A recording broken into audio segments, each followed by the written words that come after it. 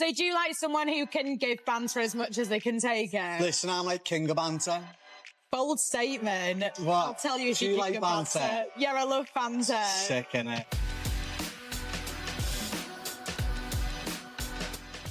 From the top. From the top, make it drop. That's some. Megan Thee Stallions. Is that Meg Thee Stallion?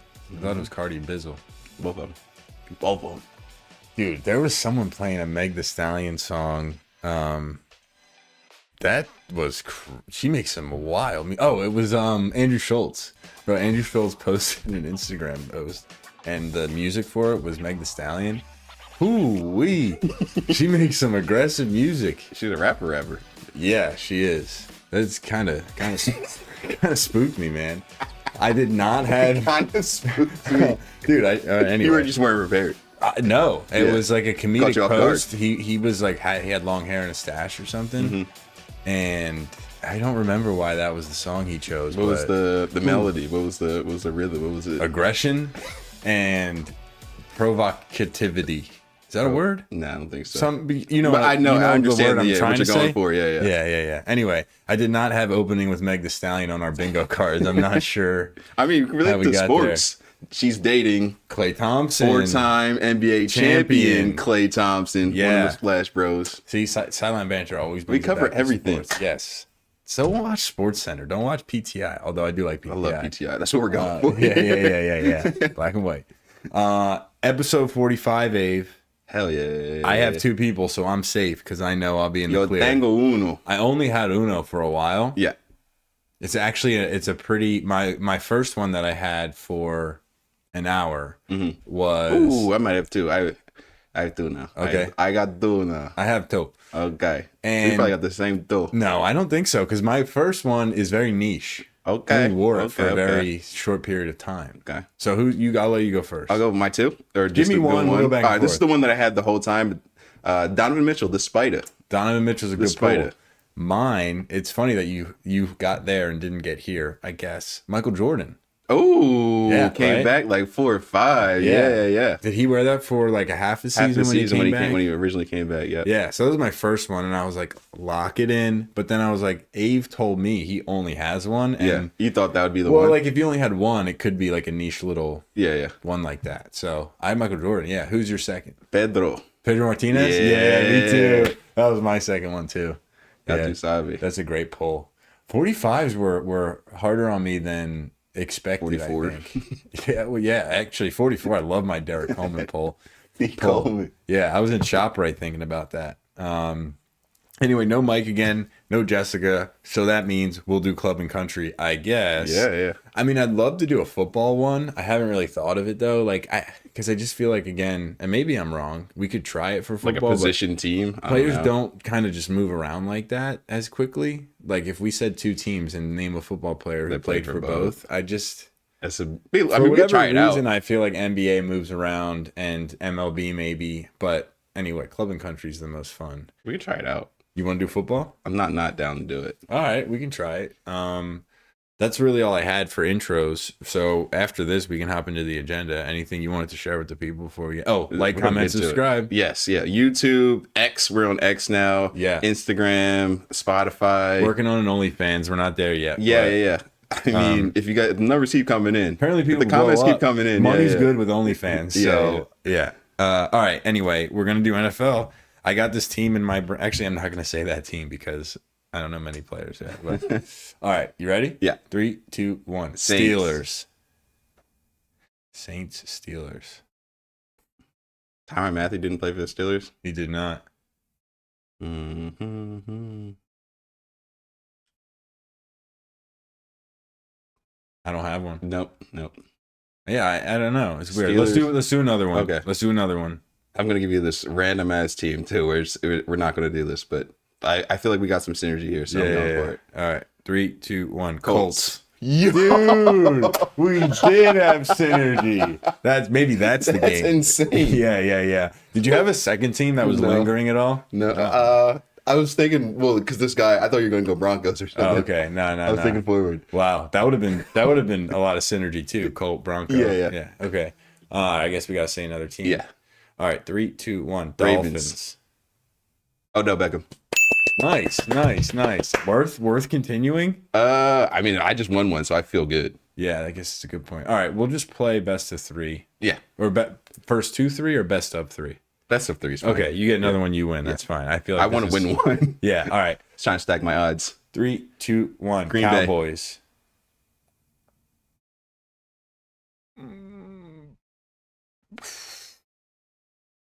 A receiver, maybe. I'm going through. I can't. Yeah. Did Randall Cobb play for the Cowboys? I want to say he did. I want to say he did. I feel like he. That's something we can look up. Yeah, that's look upable. Jamie. Oh. He played for someone else. I feel like he played for a blue team as well. We've got Green Bay, Dallas, Houston, back to Green Bay, and then the Jets. Yeah. All right. So, all That's right. 1 1 for 1. Damn. That's a great pool. Yeah. Thank you. And we're going like anybody ever. Yeah, absolutely. All right. Yep. You ready? Yes. I'm not ready. 3, 2, 1. Buccaneers. Niners. Jeff Garcia, I think. 49er? Did he play for the Bucks? Did he play for the Bucks? Jeff Garcia? Jeff Garcia. And this is out because I'm not thinking of any other players anymore. Jeff Garcia. Yes. What? He did, right? Raiders, Yeah, Bucks, I got Tampa Eagles. Bay 0708. Yeah. What in the world? I'm sorry to make you dap you up or lose it. But No, that was crazy. man. This dude has played for half the NFL, I must say. Yeah, I got Niners, Browns, Lions, Eagles, Bucks, Raiders, Texans. Omaha Nighthawks. Can't forget that. Yeah, Nighthawks. Calgary Stampeders. CFL boys. All right, well, at least we know the NFL is possible. It's playable. Yeah, we could play. With 3, I feel like it'd be fun too. Yeah. I don't know how we do the third one. Nah. Well, with 3, you can do 3 teams. Yeah, but that's tough. But they only have to play for 2 of them or something like that. Oh. Well, I mean, we could also just do one where only you and I do it, but Mike's participating, and then the next round we say one. So, all right, cool. Just trying to make it a little bit easier, but I guess it is playable. So, I mean, That we went don't need better to- than expected. Let us know if you had any other than the ones we said or faster than we said them. Yeah. But I feel like the one we missed was what? Steelers, Saints? And then the other 3, I feel like we answered pretty quickly. You know, my memory's not great. Steelers, Saints.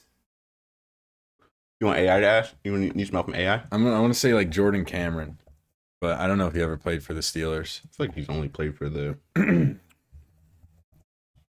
While you look that up, we can just transition right into the NFL. I think we should talk about some of the moves, some of the drama before going into a tier ranking. But I do want to rank the teams. I know we talked about division winners, but I think it'd be fun as a whole league to take a look at and say, here are the real contenders. Here are who, middle of the pack. Here's who's going to suck. So, I mean, first big news is the Micah Parsons requesting a trade. Absolutely. I don't know. I feel like I want to hear what you have to say about Jerry and the Jerry Jones is just in the way, and for the foreseeable future, I don't see anything changing because he's making too much money. The brand is too profitable. He's always going to be in the way, and that'll hurt their chances of them ever winning an NFL championship in the near future. It's a real shame because they have so much talent over there, but Jerry Jones finds a way each and every year to tick off a couple players on that roster and not get the team together that even when I know Zach got his money, and I know CD got his money. CD too. got his money, yeah. But even then, there was like a little bit of time that was wasted. You see the way how Howie Roseman goes about it. It's like people are signed away in advance, like before, like 2 years left on their contract type of thing. And he makes the moves even with guys that he's saying, "Hey, I'm sorry, like I love what you brought to the franchise, but we're moving in a new direction." Yeah, so I've seen, you alluded to it a little bit, but I've seen people in the media talk about Jerry Jones wanting to be the whole, story of the Cowboys, and like he doesn't care about winning unless the the reason for winning is something that he did. Like he needs to be in the headlines. He's got to be the focal point. He doesn't want to win, and it's about Dak and Parsons, which is crazy. And I'm like, there's no way that's true. There's no way. And you're just Stephen A. spewing that kind of stuff. Yeah. He's knows him personally to some extent, and he's just riling him up, and it's good for media. But the more I see, the more I really do believe that, man. He's just in the way. Yeah, he came out and said, like, don't worry about it. Like, to the fans, don't worry about it. You know, it's not as big a loss as you think, or like, we'll figure it out to make it a win for us. And it's like, really? That's one of the Micah Parsons. I mean, other than Myles Garrett, this is a I think three-time that's who Pro I Bowl. want to be my edge rusher in the whole NFL. Like, as a diehard anti-Cowboys guy, Micah Parsons is really good. Yeah. I don't particularly like him. I think he's a little bit weird, but like he's a damn good football player that I will happily have on my team. So more than happily, I'd pay that man every single dollar. He's worth every penny. Yeah, I just can't believe Jerry really is getting in the way. Like you said, it's really unbelievable to me because they could taste the playoffs. I think they're a little short. We talked about their roster overall. I don't think they have enough on defense in general, but that's your core of your defense. Yeah, that's the guy. That's your best player on your team. Yeah. So anyway, he requested a trade. I think Philadelphia, it was like on the odds of a landing spot. I don't see it really happening. I think we're such a big chemistry team. In division trades are difficult, Tough. especially We're at this gonna have to magnitude overpay. as well. Yeah, we'd have to way overpay. Yeah. I just don't think like Vic Fangio is the kind of defensive coordinator to be like, oh, we need the best Bring that player. guy He's in, like, no, yeah. like I got our group. We were the best defense last year, and we can do it again. And we drafted very, very well this year. I think the team's great shape with if they got Micah Parsons, they'd be great, but they're looking very, very good right now. Yeah, so off the top of my head, I am no NFL insider whatsoever, and I know like the way contracts work are really important in the NFL. So sometimes you see some weird ass trades that are like, what? DeAndre Hopkins for a 4th round pick? How does that work? You got to pay 55 guys. Yeah. That being said, I feel like the teams who are going to want to trade for him and then are going to be like willing to pay him have got to be teams that are either definite playoff or flirting with the playoffs who maybe are a little bit short on defense. I want to believe the Bengals come to mind, but they're not paying Hendrickson already. So they're not going to play. They're not going to pay Parsons. Maybe the Patriots, but they're like a little bit too far away from playoffs. Although, like, if you're going to give them a 4 or 5 year contract and then build, then maybe it's worthwhile. And then I was thinking also, I mean, this is really random. Like there might be reports out there that there's already conversations and stuff, but I could see like maybe Steelers or Bills kind of trying to be there. I think fit in with that franchise in the Steelers. Yeah, even the Chiefs. I don't know. I guess what's coming to mind is like high power offenses that all they really need to do is slow down a defense or slow down the opposing team's offense, and they're Mahomes, Allen, whoever. Right. They'll take care of business. Overall, do you think he gets traded? Jerry Jones grants this request, or do you think he's going to remain a Cowboy for this season? That's a good question. Maybe that's what Jerry Jones meant by "don't worry." Yeah. I don't know. I do think he stays a Cowboy this season. They figure a way to work it out, but it's just an awful way to start your season. Yeah, I mean, I don't know. I think it's like Stephen A. Smith always jokes with the Cowboys because they choke. They'll find a way. They'll find a way. And I think if they re-sign him, there's still going to be kind of what you're alluding to, that bad blood, that it's just going to be underlying throughout the whole year. Team chemistry is not there. Yeah, great. He's making a ton of money, but he still knows who Jerry Jones is and the franchise he's playing for. Right. So does that... I don't know. Yeah, I mean, he's good. I'm sure it plays a factor, but obviously you should be able to put this beside you at the pro level, but it still hurts. I mean... If you busted your ass for the last 3 or 4 years and deserve this contract, I mean, it hurts. Like it's almost just like annoying though. I don't know. You just see some rich old dude up there sitting in his office. Nope, not paying you. Yeah. Like are you really going to go as hard for him as you could? It's just like subconsciously, the motivation you have to hit someone hard or give 100%. Like even if you're not actively like I hate Jerry Jones, I'm going to play bad. That would be a little ridiculous, but just like what we saw with the Phillies a few years ago, or the Diamondbacks 2 years ago, or the Eagles in 2017. It's like there's just something in the water, and the Cowboys never have that water. they're always running on fumes, and it's like we have the talent, we paid them, but like everyone hates Jerry. So I don't know. I guess he'll stay because they'll figure it out. It'd be a ransom to try to get him from there. And who knows who's going to trade him. I feel like big trades do happen in the NFL somehow, but I feel like this one is just like he's too young for it to happen. Like this is his first contract negotiation. Like I feel like this is not the time and place for Micah Parsons to find a new home. Yeah, no, I mean, I don't know that he wanted to. It's just like, what do you want him to do now? Like, feel like he's made a decision where it's like, I'm pissed and you're being an asshole. And so it's like, now Jerry goes, oh, sorry, here's some money. Yeah. It's still like, okay, thanks, same, yeah. but I know who you are. Right. So I don't know. We'll see. In other news, though, equally beneficial to the Eagles, Terry McLaurin requests a trade. Similar situation. Yep. The Scott Harris, the Redskins owner, is not as outspoken about, activities. So I have not necessarily heard what his position is on it. So I actually could see Terry McLaurin probably getting traded more likely than Micah Parsons. Although they brought in Deebo Samuel, but I don't think any team really sees Deebo Samuel as a wide receiver one. I think Deebo Samuel's value comes from Terry McLaurin being great this year. So there is I'm sure some people are thinking 2019 Deebo and they go, oh, let Terry walk. And who cares? You have Deebo. But that isn't, I don't see Deebo being that productive ever again. Yeah.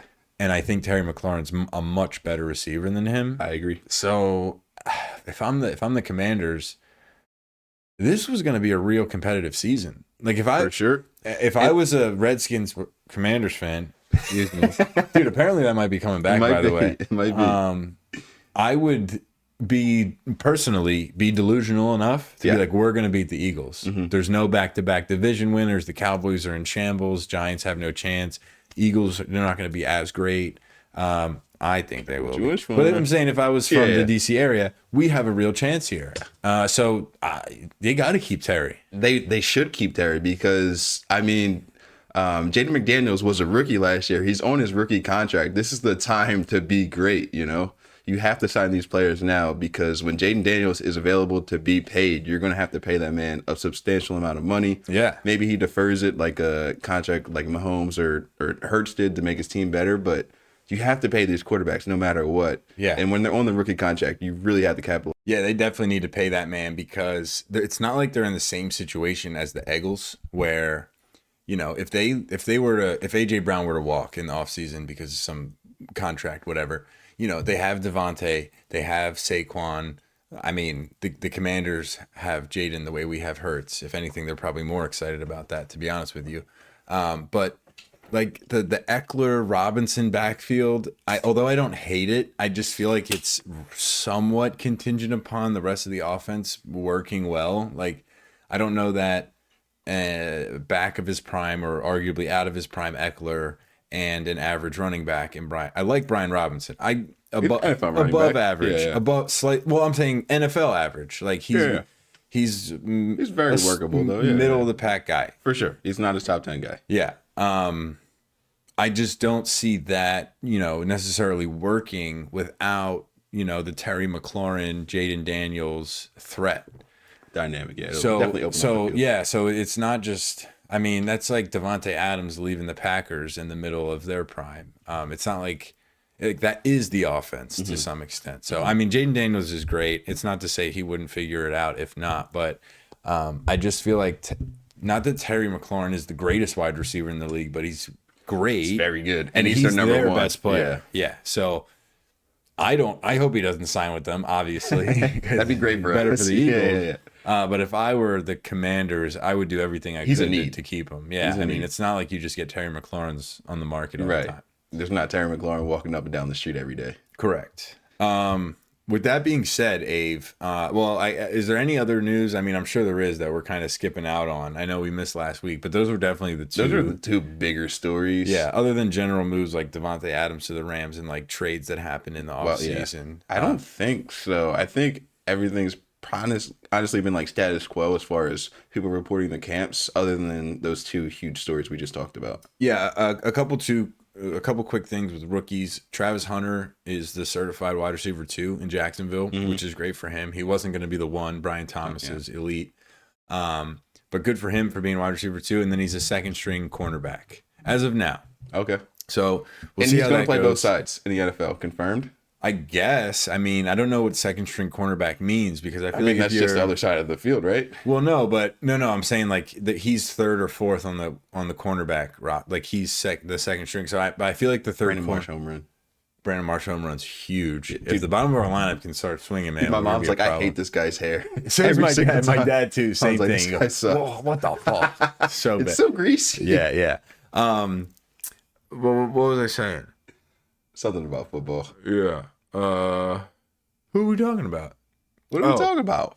Cornerbacks. Oh yeah, Travis Hunter. There we go. Yeah, I feel like the third cornerback or the second string play, depending on how the offense lines up. I mean, the third cornerback plays a decent amount, which could work out pretty well for him. Like, I'm going to be a starting wide receiver, and I'll play 50 to 65% of defensive snaps. I have a question. Is this sort of like not the same level, but is it like a Ohtani moment where we're not seeing a guy play both sides in a major league sport, and now Travis Hunter could potentially do that? Yeah, I mean, I think a lot of people, and me included, doubt the idea that he could play both sides in the NFL. And not him, just like sort of anybody. Has anybody done it? Not in my memory. I mean, I'm sure it has been done in like the 30s and like the 40s. Yeah, but I mean, I absolutely would put him in a tier with Ohtani. Now, the thing with Ohtani is when he pitches, he's top 10, arguably top 5. And when he hits, he's top 2, arguably not 2. Mm-hmm. So that would mean Travis Hunter would have to be the best wide receiver and a top 10 cornerback, or vice versa. Yeah. Regardless, it's unbelievable. It's what he's done already is unbelievable. Right. If he's a starting anything on both sides and relatively productive at both, I'm putting him in the category with Ohtani. Gotcha. I mean, those are only two guys that you can put in the same category. Like, there's nobody else that does it. Yeah, I guess that's a good point. Because basketball, I mean, offense, everybody defense, plays offense. What are you gonna do? But yeah, no. So that's pretty cool for Travis Hunter. And then I saw the Browns came out with their quarterback listing. It's pretty much as predicted. Not that that's exciting, but Pickett was the backup, and then Dylan Gabriel, and then Shadur Sanders. So maybe they're just not trying to cause any drama, and they're kind of leaving it how it was. But I've seen some good clips of Shadur Sanders in camp. So I don't know what that means. It's just practice. There's a chance he's going up against. I heard he got some reps against the first string, but he was playing with the second string, and it was tough. Obvious. But I mean, again, I'm sure his great throws and stuff, they might be going against third or fourth string defenders. So who knows?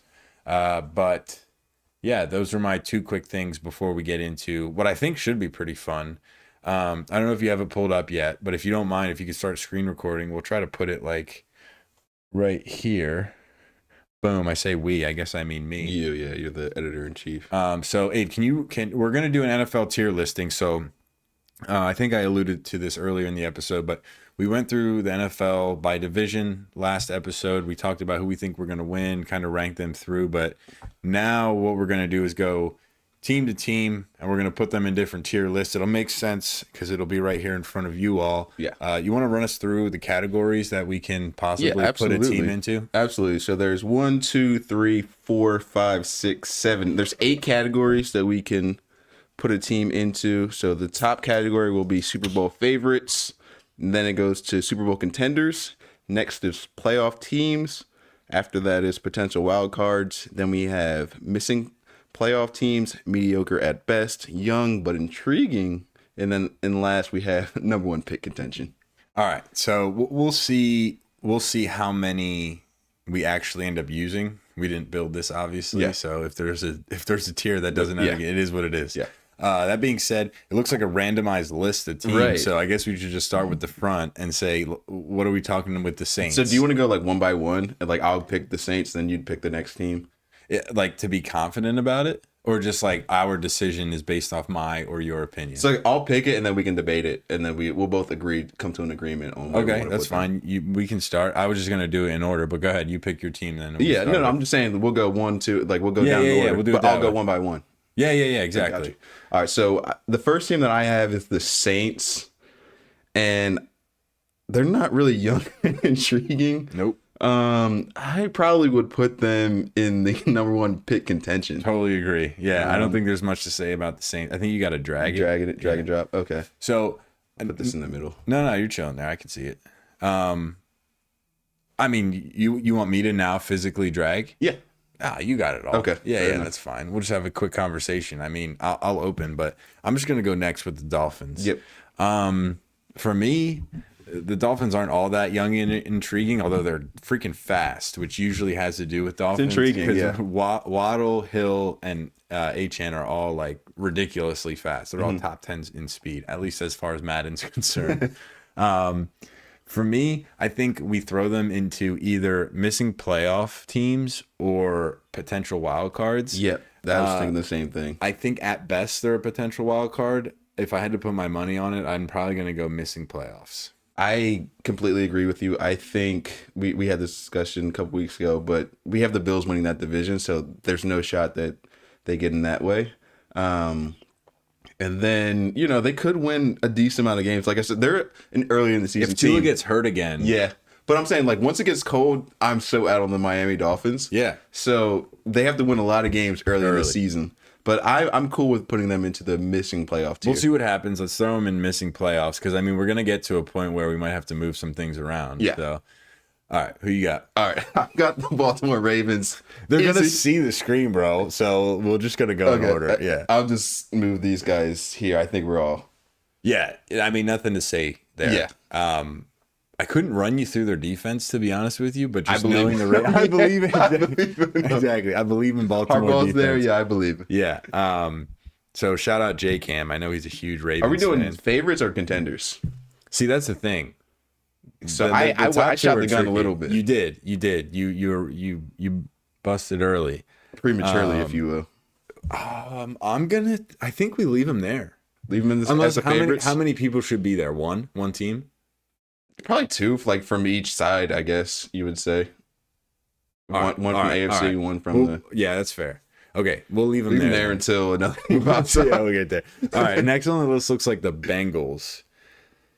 Now they're high up for me. Yes, I agree. The thing is, I don't know what they've done on defense to make it any better than last year. Yeah. What more do you want that offense to do? They had the Triple Crown wide receiver. They had what would have been the MVP of the league if they didn't only win 8 games. Yes. I'll put them in playoff team. I can't put them in Super Bowl contender. Right there with you. Can't. So, I do think they'll crack the. They make the playoffs last year? No. Yeah, I do think they'll crack the playoffs this year, but their defense still has too many question marks.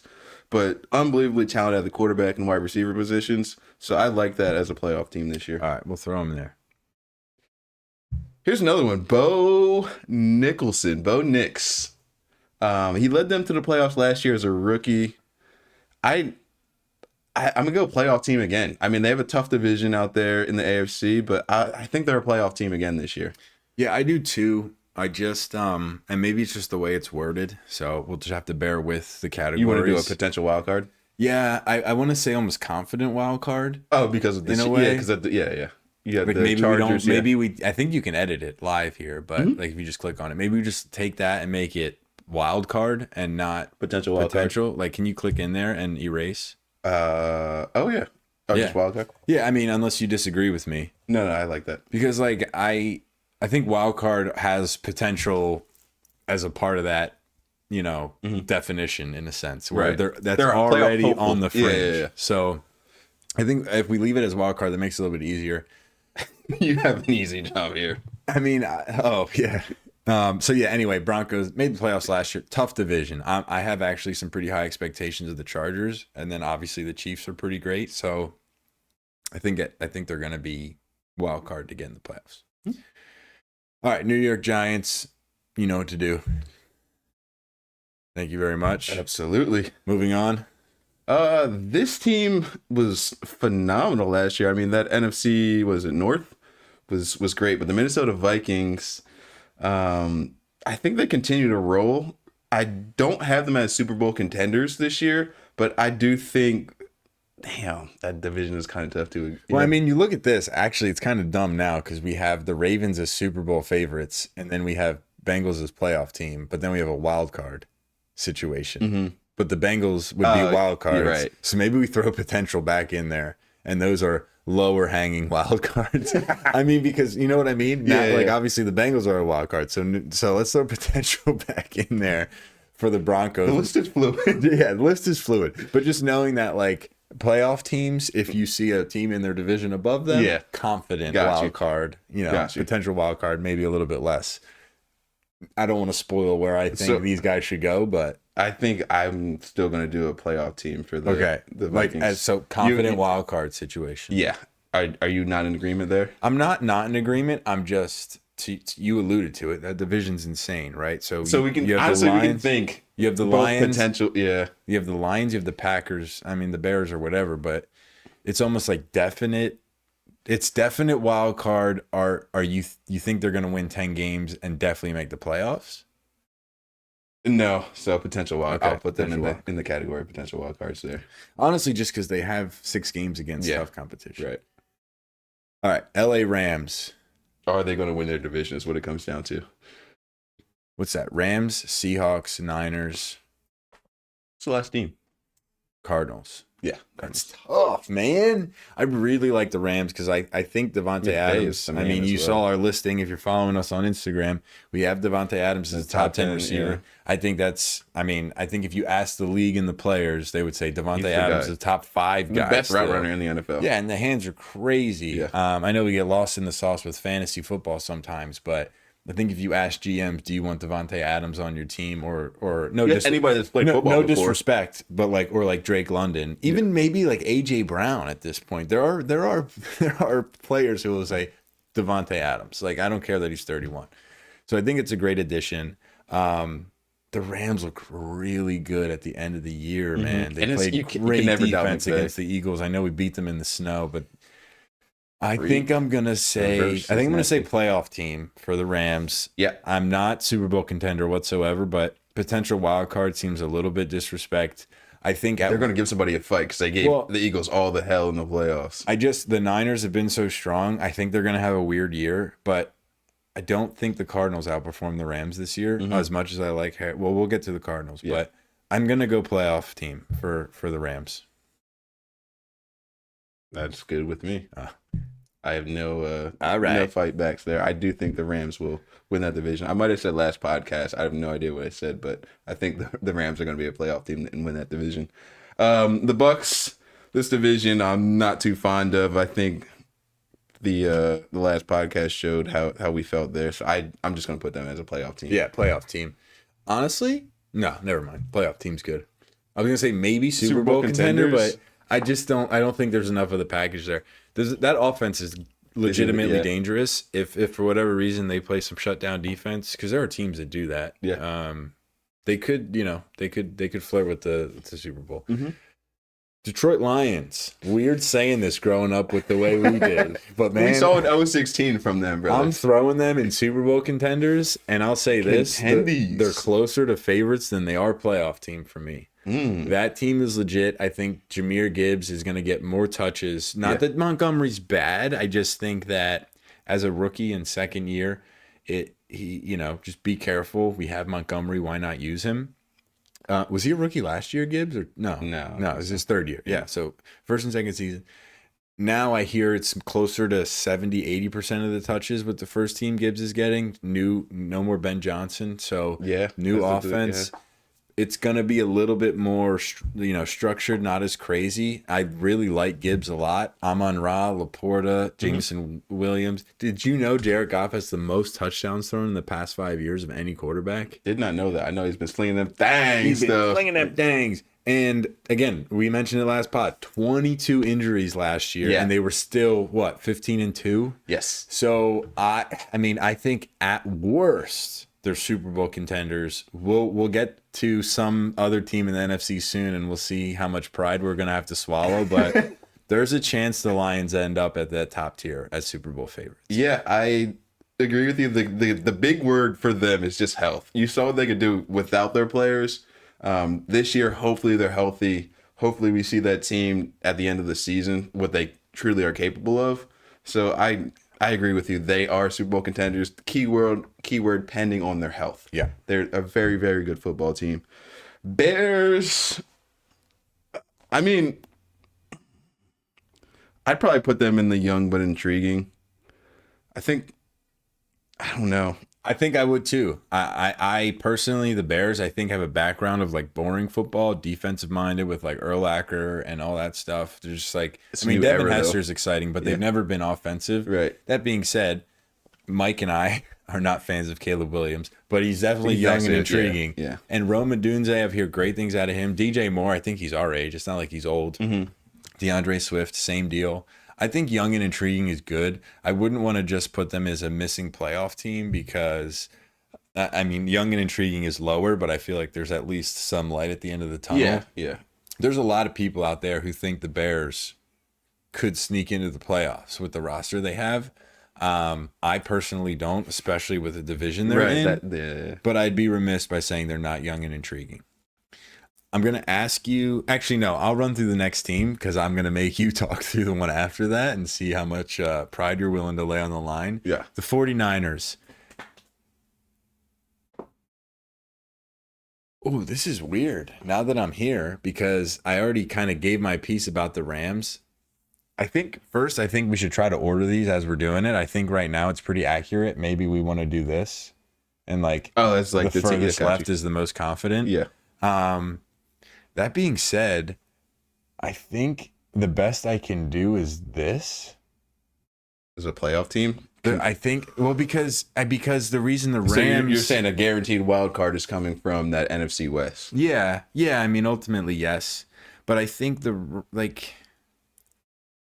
you have the Niners above the Rams. the reason I was hesitant on the Rams is because of the potential success of the Niners. So I have to put the Niners ahead, but I'm willing to hear you. Like, I know Ayuk's hurt. I know they lost Debo. Their other guys got shot. You want to see what's... you want to see... Ricky Pearsall. Jennings is holding out right now. Yeah. Oh, he should get paid if he's going to be the number one guy. Yeah. I just like... I mean... Do you want to flip that? I probably would. I love what the Rams did last year. Do you have McVay. this? I'd probably go there. Yeah. Really? Yeah. What about this?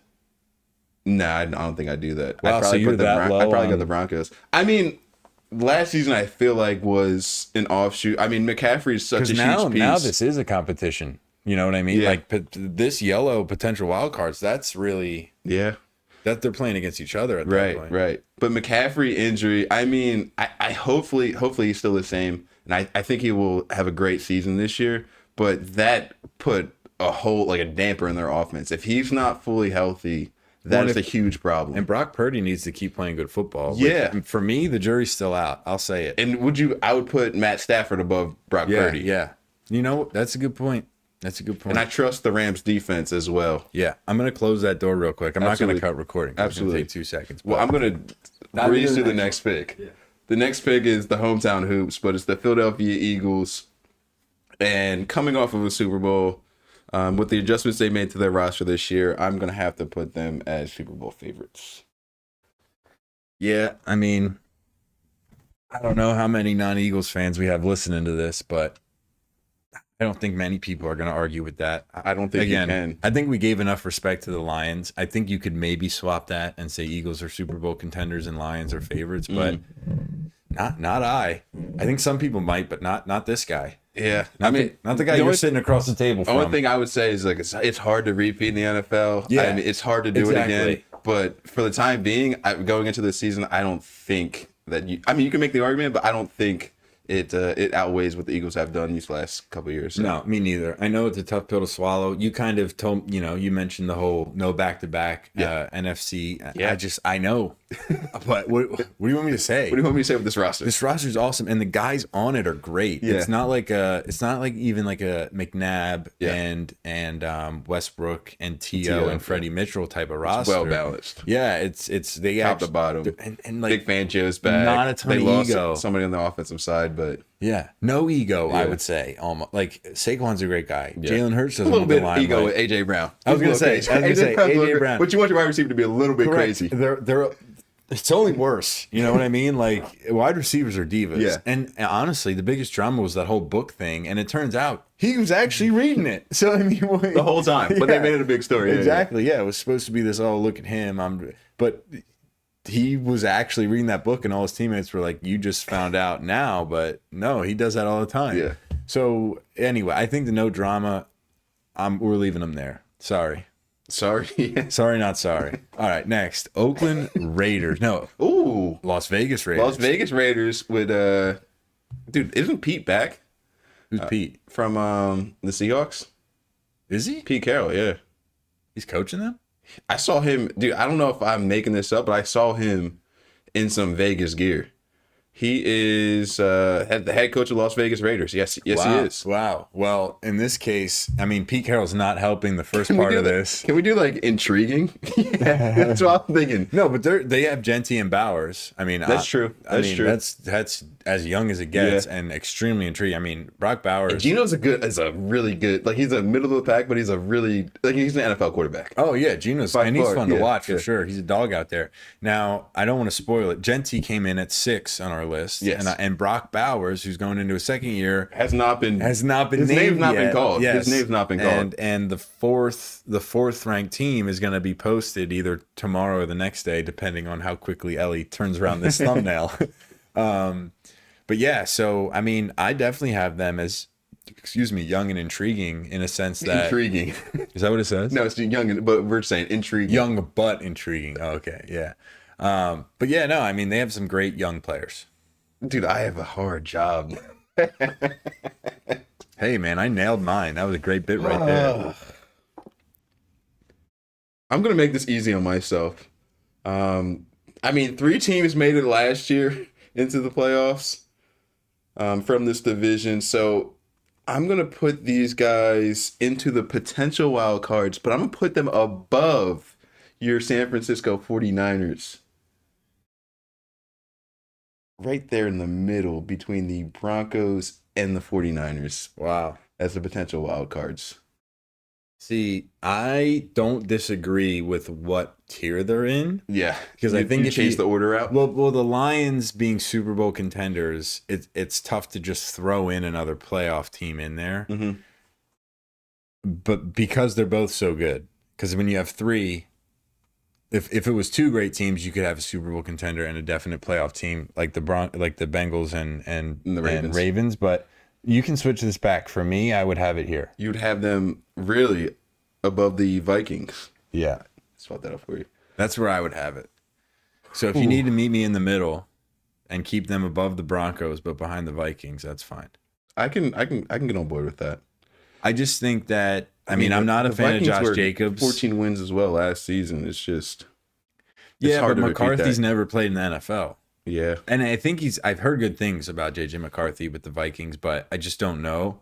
I'm a pretty big fan of Jordan Love, and a lot of people are. Mhm.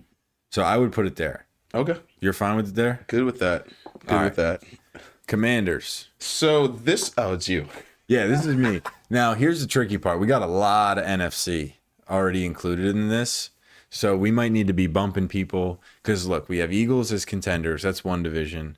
Then we have Bucks and Rams. Essentially, I guess we're at a point where we're saying those teams are going to win those divisions. And we got the Lions. So how many teams do we have left? Only 2? To make the playoffs? I mean, isn't it, what is it, 7 now? Oh, That is it make 7? Okay, Yeah, so we 7. have 7. Oh, So, I boy. mean, we can have 8 up, I would say. Like, we can have more than 7 for, like, up here. But we will have more. So, I mean, this is easy. They, right, yeah, like, they've got it's- to be above that. It's at for least sure. there. Yeah. But I'm just saying now we have 1, 2, 3, 4, 5. We have 7 NFC teams now as potential wild cards or higher. Yeah. So that's already not true. I think this is contingent upon McClaren. Yes. Yes. Let me look at the board a little bit lower because maybe those are the NFC teams. Those are I'm the gonna guys leave it there. looks like to me, to be honest with you. Yeah. Let's leave it like this for now. Okay. I'm inclined to do this just because of the schedule. Now, I didn't think I was going to be this out on San Francisco. I'm not out on San Francisco, But yeah, when you put it on a piece, when you put that's it the on a way piece the of cookie paper, yeah, crumbles. I'm going to leave it there. What do you, feel free to move it. yeah. No, I'm completely fine with Okay. that. Oh my gosh. Damn, that's a tough one next though, because the conversation we just had about all the playoff teams from the NFC. I mean, this is Do for me, we this is feel good exciting. about all these teams? Well, honestly, I've got luck on my side with the next pick, so I feel good. This is you. It's me with the Cardinals. I did the Commanders. Oh, you did do the. I thought I was with the Steelers. I was in good position. All right, the Cardinals. I'll trade you Cardinals for Steelers. Okay.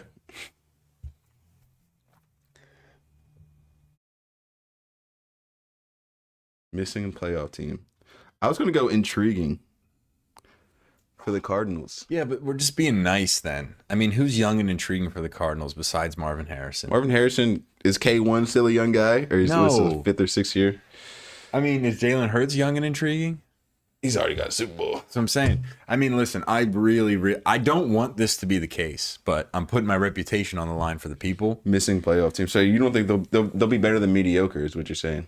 So they'll be like a 500 team hovering around 500? Yeah. I mean, the only reason they're not making the playoffs is because look who we have above them. Who are you willing to move out? None of these teams.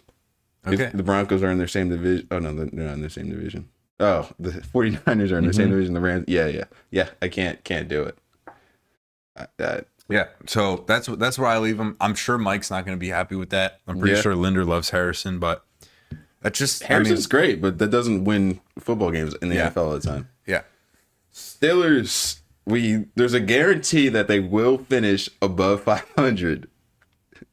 The thing is, who else do we have in that division? Ravens, Bengals, Browns.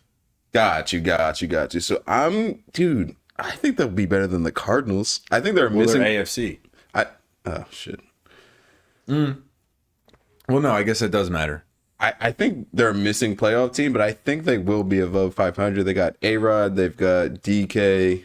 I mean, throw them in there then. I think they're above the Cardinals, but I do think they're gonna miss the playoffs. I think that's fair. I would have had them probably a potential wild card just because I know they're going to finish above 500. Yeah, but I mean, as the top team in missing playoffs, I think that's fair. We'll see where the AFC shakes out. Yeah, we can change it. It's fluid. This one's easy. I mean, you can move it for me. You going? I'm going orange. I can't. No, we can't overfill the red. I mean, we really can't. I mean, if you want to move them above the Ravens, we can, and we can swap that. It's so tight at the top. So tight at the top. Super tight. The tightest. It is tight, but we got to make a decision. We can't. It should be a bell curve, probably. Yeah. And it's turning into that. I'm okay with this, I guess. All right, this one's fun here. Is this me? Is this me? No, this is you. I had the Bills. You moved it for me, but it was an easy one. So they're in the same division as the Buccaneers.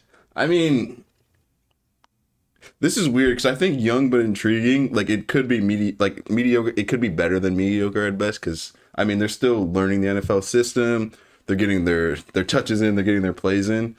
So like mediocre at best, I feel like for some reason it's a bad place to be. Disrespectful. It's a bad place to be in. Yeah, it is. But I'd rather be young and intriguing than mediocre at best. You'd rather be, but is that what they are? I think so. I mean, you've got Bijan, you've got Michael Penix, you've got Drake London. There's a bunch of young guys on this. Is Pitt still young? He's only 25. So, I mean... Yeah, throw him at young and intriguing. And they're the best young and intriguing team, I feel like. Yeah, leave it there. Because, I mean, I feel like mediocre at best, like I said, is like a step down. Because, like, young and intriguing, you're on your way up. If we're talking best team, I think we might want to move the Bears in front of the Raiders. Although I think the Raiders are more intriguing with their two young players. Yeah. But I think at the end of the season, the Raiders will end up with a worse record than the Bears. Well, I think that's because of the division they're in, maybe. All right, leave it. Just leave it. But I think the Raiders pick up a couple wins outside of their division. Okay, I think the Seahawks is the first team that we can put as mediocre as best. Yeah, I know they got Sam Darnold. I just don't think he's a franchise changer. I do think people are sleeping on Cooper Kupp. I think he's going to have a fine year. I just still don't think with the NFC, look at the teams above them. We already have the Cardinals as missing. I mean, that's the worst team in that division. We have the mediocre at best. Yeah. I don't feel like we need to over-explain. It sucks because the Seahawks are fun, but we're making this list. That's where they are. The Pats, another team in that AFC East. I mean, we've obviously got the Bills as Super Bowl contenders. Dolphins missing playoff teams. I think we're going to put these guys as a missing playoff team here. I mean, they might be a little bit young and intriguing as well. But for you, I think you have them here. I don't. You have them here? At best. Okay. I have them there or in mediocre at best. Okay. But I'm low. I wouldn't say I'm low on Drake May. I'm just lower than at least the circle of people that I communicate with are. Gotcha. Generally, it's just ACC quarterbacks I don't love. I can't stop thinking of Mitchell Trubisky when I think of a UNC quarterback, but he's better. Yeah. Apparently, he's better than Mitch. So we'll see what ends up happening. But I can't put them. I wouldn't put them higher than where you just did. Okay, I'm okay with that because I think these are both. I don't think they're both going to make the playoffs with the Dolphins and Patriots, and they're vice versa. It's okay with me. Browns. Yeah, just do it. Really? Yeah. You think it's that bad? Yeah, they've got players, but No, you're right. Because Chubb's gone. Not that Chubb was injured, but at the quarterback room, maybe it figures itself out. But throw them there in the bottom. Do you want them above the? I probably wouldn't put them above the Giants. I actually think the Saints. I'd leave them there. Okay. But then I think the Saints go to the end. Saints, okay. I mean, and listen, you don't want to be at the bottom regardless. Yeah. Nothing to be proud about as a Giant. AFC South. So that's going to be the Titans. Oh, okay. This is a playoff team here. CJ Stroud taking the voice back. And then I know we've talked about a resurgence maybe with the Jags. They've got Travis Hunter. They got Brian Thomas. Maybe Trevor Lawrence figures it out this year. But I'm going with the Houston Texans as a playoff team. Yeah, I love where you put them at the end of the playoff teams. They're going to be there because they're probably going to win the division in a weak division. Nico Collins is incredible. CJ Stroud, he was awesome as a rookie. Good enough as a sophomore. I have no doubts about him. Yeah. Sophomore slumps happen. I don't even know if it was a slump, but it wasn't his rookie year. Defense is still good. Diggs is gone. I don't want to like half the season though. I don't want to speak poorly on Diggs, but He was good for fantasy wise. he's a good player. He's honestly a locker room cancer. Yeah. I could see it. My cousins grew up 2-time state champions in Maryland, where Diggs is from. We're the same age as Diggs. He's actually a year or two older than us, which my cousins are. Never was a really nice guy. Played against him their whole career. It's just the video of him at the Vikings. Like, who would you not want to date your daughter? Diggs. Yeah, Diggs. that's just Diggs. another. Diggs. So that went viral before I really spoke with my cousins. I didn't realize that they played with him, but never really was the greatest guy. He's on the Patriots now. He's a great player though. If Tank Dell comes back, which I don't think he will to 100% this year, even more of a threat. But they have a great rookie in Higgins. They have Nico Collins, who's great. Nick Chubb is going to fill in for Joe Mixon until he comes back. Generally a defensively sound team. D'Amico Ryan is the truth. They win that division and advance to the playoffs. So I like where you put them. How many teams are we allowed in that second row? As many as we want. I mean, they have to be. It's a kingmaker. I mean, Throw them up. just where do you put him is the thing. Put them right where they are right now. And let's talk through this, because we didn't really consider Bills and Lions either. Because for me, I think I do. Oh, It's my This going this into is this Michael. year. This is Michael Jordan. oh my God! Some I was Michael gonna Jordan do football. this, and I'm leaving it like that. But then I think I do that. I was gonna go Lions, Chiefs, Bills. You were gonna do this. Yeah. You don't think it's No, I was gonna do this. Really? Lions, yeah. I think if You that really, Chiefs, I see. That's where.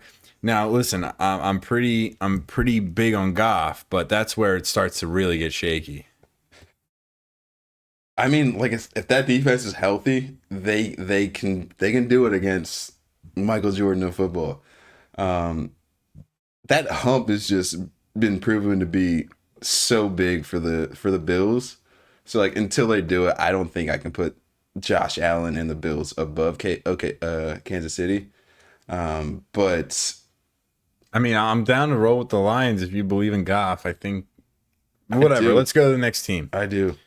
Cowboy, how about them Cowboys? How about them? See you right next to the Seahawks. Yeah.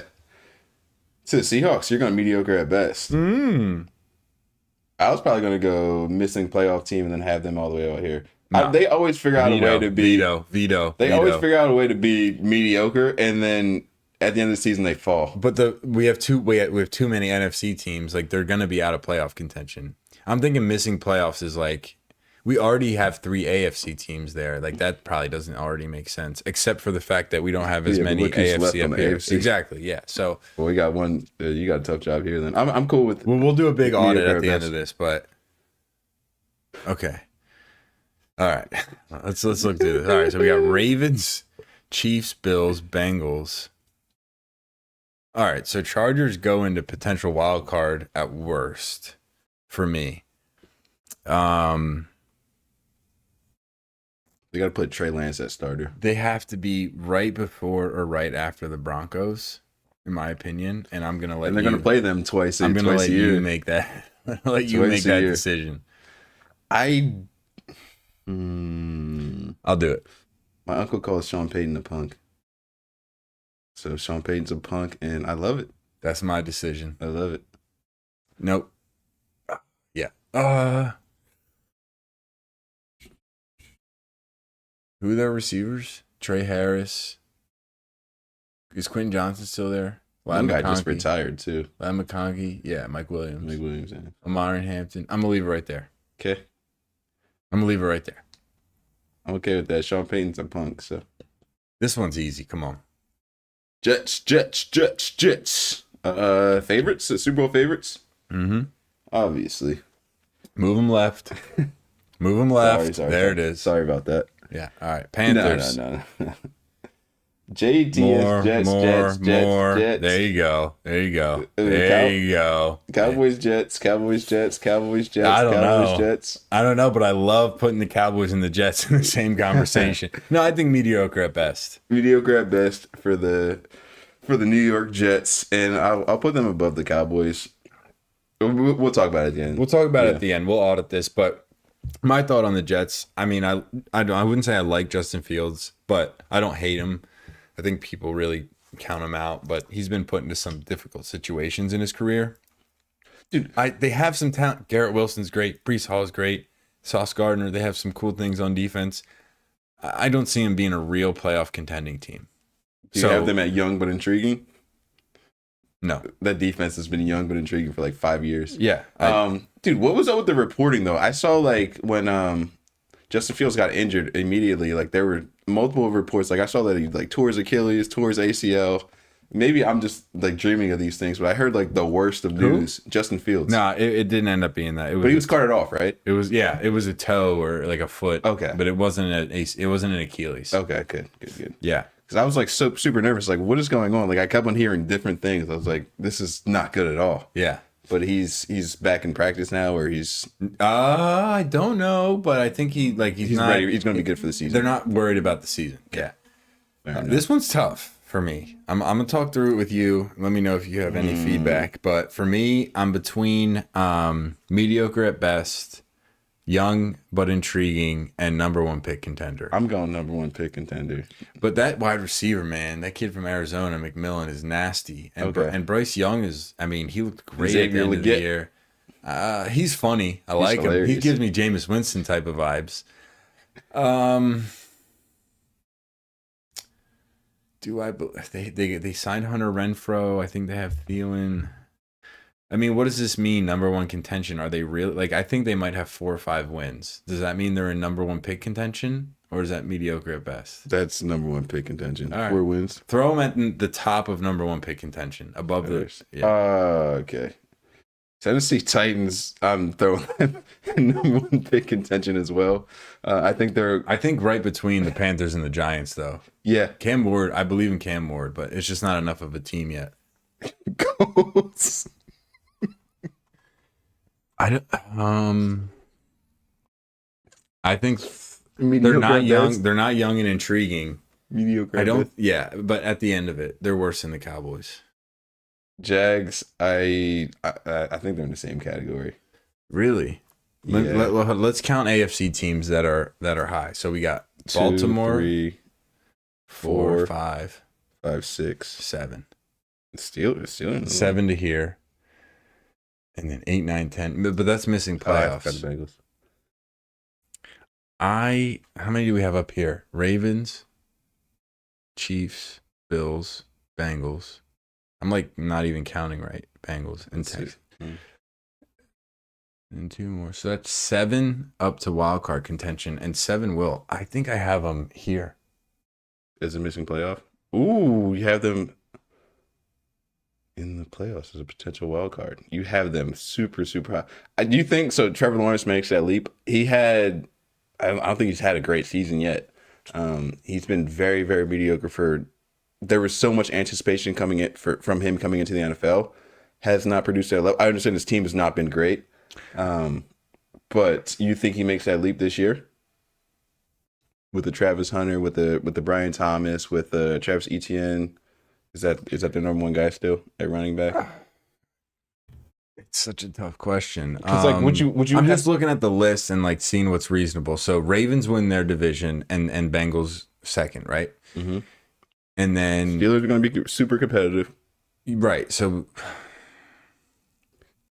but then we have Texans in. because they're going to win their division. Right. And then we have Chargers, Broncos are high. I just think one team needs to come from potential wild card to missing playoffs. We need to bite that bullet. We need to move a team down. On the AFC? Well, how many do we have there? We have 4 NFC, 3 AFC. Then we have 2 and 2. We have 3 AFC, 1 NFC. So I think, no, or I guess we end up being even there. Yeah. All right, maybe we leave it. Unless you disagree. Do you want to switch Jags and Steelers? I would feel more comfortable doing that, yeah. Let's just do this maybe. And then put the Steelers. I think just leave it. Leave that? Okay. But we don't have 7 in the potential. That's fine. We have 7 total AFC above potential wild card and 8 NFC. Really? I think, right?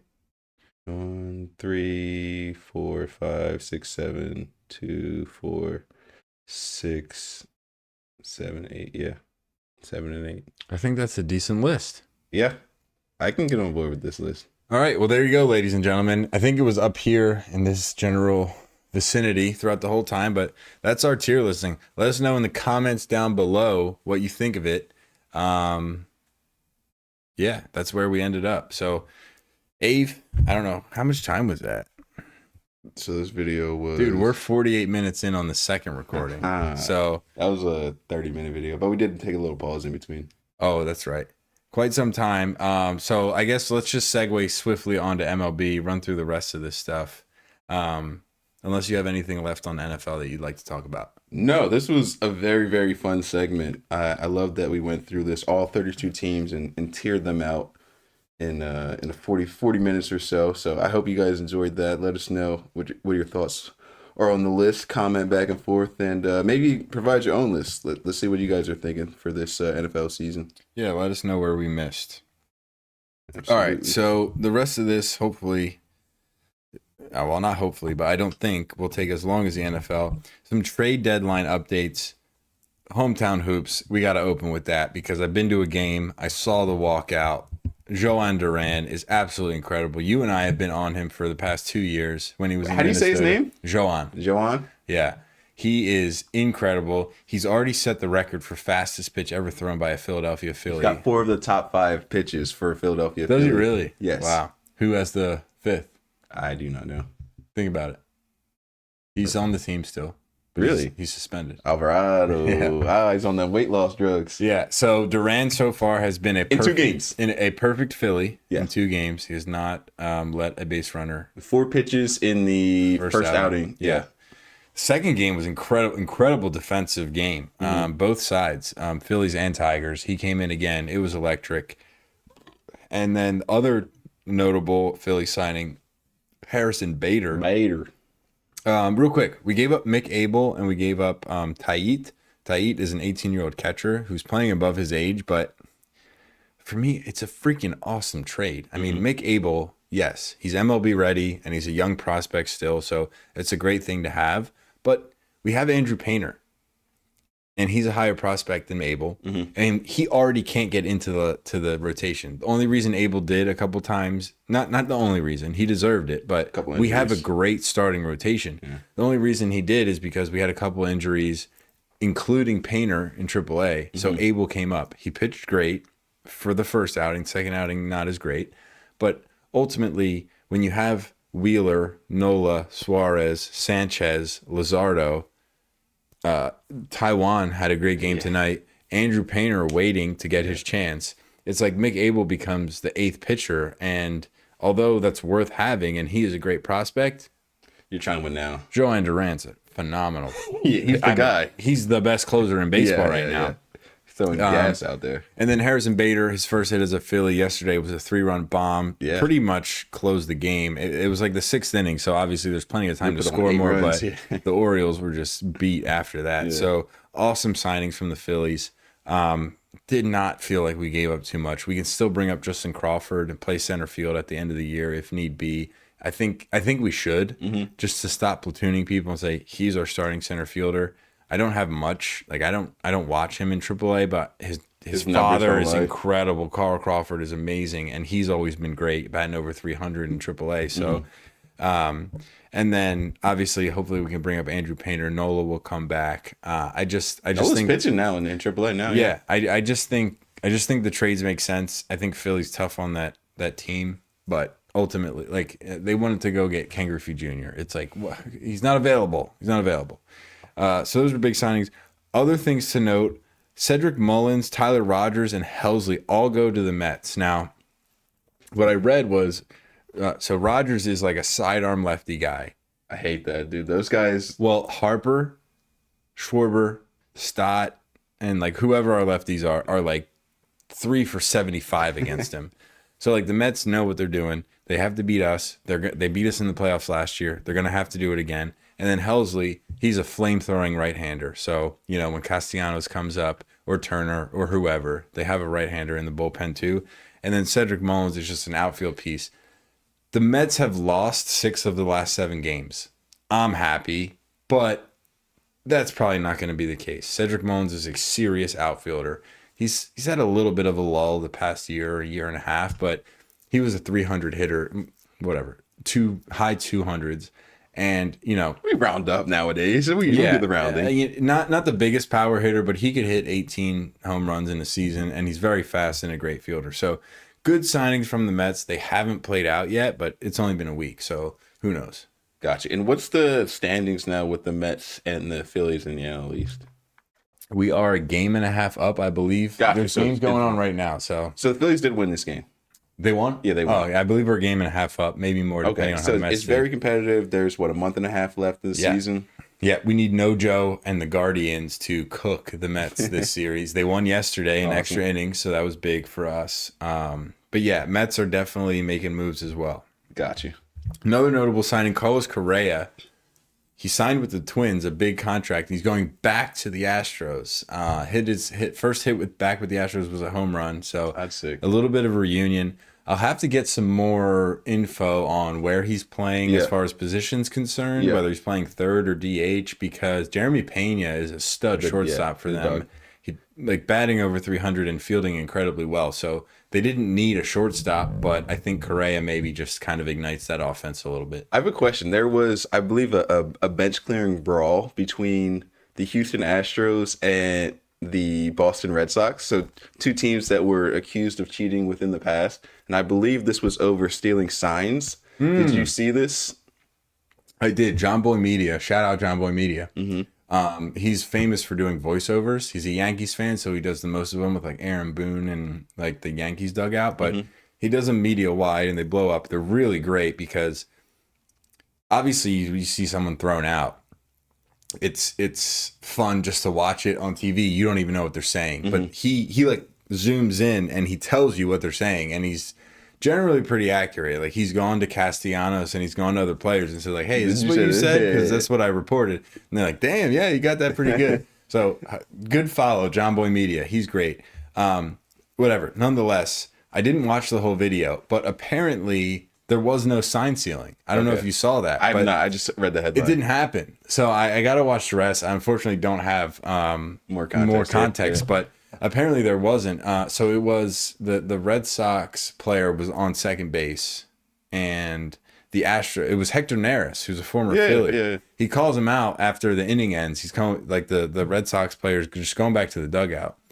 I didn't watch the whole thing, but the caption was like something along the lines of like, Hector Neris blows up on something that didn't happen. So apparently there was benches clearing because, I mean, you don't put your hand in someone's face and expect the benches not to clear. But apparently there was nothing. Apparently there were no signs that were stolen. Although I'm pro sign stealing, not the way not the way the Astros did it. But if you're on second base and the other team's giving it out, you better take it. Hey now, Sir Anthony Dominguez. Does that name ring a bell to you? Former Philly? Former Philly, indeed. We traded him for Austin Hayes last trade deadline. Brutal. Yeah. He stunk for us. He hit pretty well in the beginning of the season. I don't know what he's doing anymore, but it was kind of horrible to see him do well. Anyway, Austin Hayes was a Baltimore Oriole. So, of course, Dominguez went to the Orioles for a playoff push last year. Now, they suck this year, and they did not pan out last year. So, it didn't work out for them. Although I liked Sir Anthony Dominguez when he played for the Phillies. A little bit of control issues, but flame-throwing Dominican, great player. Yeah. He is in a doubleheader. He's playing for the Orioles against the Blue Jays.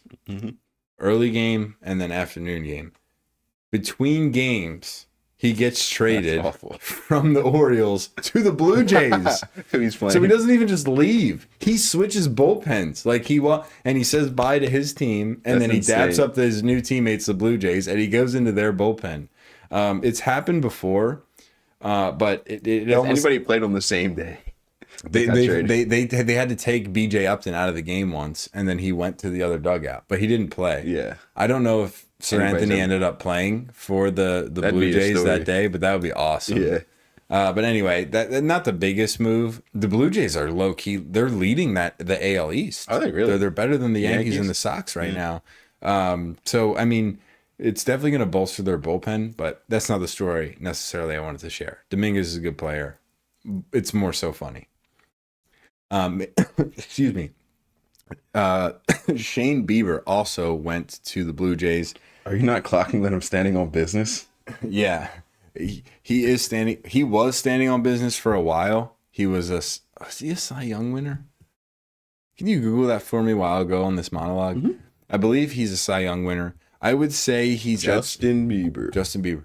He's at the back end of his prime. But he's like sneaky good. Does Jack Flaherty ring a bell to you, my brother?